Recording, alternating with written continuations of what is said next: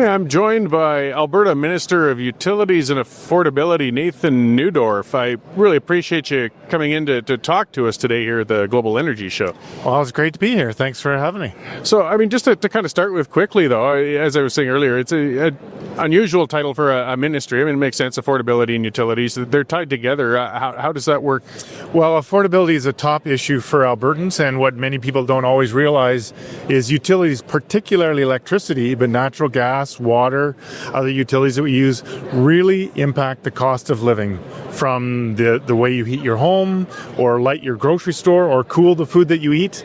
Every commercial entity uses electricity, so it's a primary input cost, and if we can continue to stabilize that and lower that price, at least in relative terms, we can make a big impact on affordability for Albertans. Yeah, and utilities is something we can't avoid. We need it, and stability is really important. This has been kind of an issue, ironically, as we're an energy-producing province. Ever since Premier Klein deregulated, in a sense, and it's still kind of been an ongoing battle to try and get, I guess, that consistency and such. To start with, an issue that made a lot of news, though, last year was with the renewables and generation and such. There was a moratorium. The moratorium has come off. How have things come to play now? Yeah, we're seeing a lot of stabilization. What many Albertans maybe not have realized is over the past few years, Alberta has led Canada in renewable energy development and growth.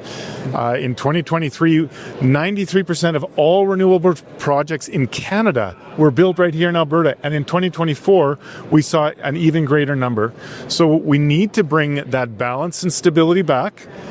There's attributes of renewable energy that aren't beneficial, some of their volatility and intermittency, which is fine. But again, a balanced path forward to serve the needs of Alberta as we grow, not just in population, but also in industry, is really important. And that's what we're seeking to do, is affordability and reliability. We need both in today's day and age. Yeah, and we're definitely getting to where we have much more demand for electrical power. I mean, with AI centers, things like that, or even digital currency mining, it's putting a draw.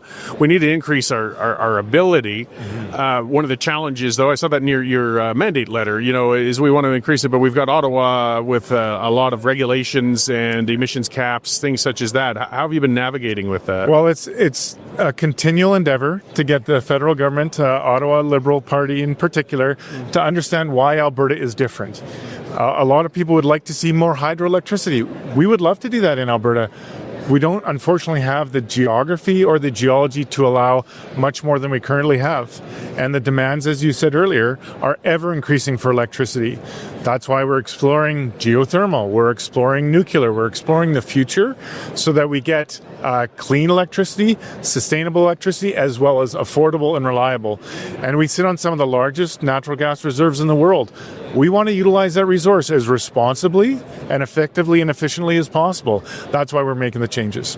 Yeah, we are blessed with, our most immediate means of generating electricity, I would imagine, is still expanding our natural gas generation capability. Are there projects then in the works that are going to be coming on stream soon? There's potential. They would love to build some more. The clean electricity regulations the federal government brought in are problematic. They set impossible thresholds for emittance, and they set timelines that are prohibitive. And if you don't comply in our private market, it means that private CEOs and boards could go to jail. That's just not acceptable for our industry to expand and innovate, and nobody should be facing jail time for something that isn't technologically feasible at this time. So we're asking the government to work with us to provide a better future for all Albertans in terms of affordability, lowering emissions, and sustainability and reliability. Yeah, so this show, we've got exhibitors from all over the world. It's amazing. Some of the new tech and ideas and things. Have you been able to tour and see some, meet some people, some potential new ideas and things we can embrace out here? Absolutely. It's fun to watch and see the innovation around the world, to work with global partners. Proud to have just heard the Premier speak on the potential for Alberta to lower global emissions by 600 million tons a year if we get our LNG to market. Alberta wants to be a world player and help solve the world's problems. We believe we can do that that in collaboration with some of our trade partners around the world. The technology is there and ever advancing. So we think we can get there. We just need the time and relationships and help from the federal government to make it possible. Okay, and we're continuing to move away from coal generation, and fair enough. I think most people kind of agree we can find cleaner means, but still for the immediate load that we have on our grid, is there any appetite or plans to tap the brakes a bit on that until we can get new things on board, or are we just going to keep phasing things up? Well, unfortunately, a previous government ended that. There is no more coal emitting generation within Alberta for electricity. It did come at a significant cost, over $2 billion that is continually being paid. But we have moved on to natural gas. That's why we don't want to see the same thing happen to our natural gas providers. We need them to have a good long lifespan so those assets that have been invested in have their full capabilities reached as we continue to lower our emissions. It was a big step from coal to natural gas, and we want to continue to develop that. That's why we're looking at carbon capture, utilization and sequestration. We're just asking for time. Great. Well, I appreciate you coming to give us a few minutes, an optimistic outlook. I mean, we have the means, we have the ability. If we could just kind of, get past some of the ideological opposition, we could really increase the affordability and their stability. We absolutely can. We believe that there is truly a path forward of balance that balances the needs of Albertans today and our hopes and aspirations for the future. And we think, given what we see around here today, innovation technology is continually advancing to make that more and more possible all the time.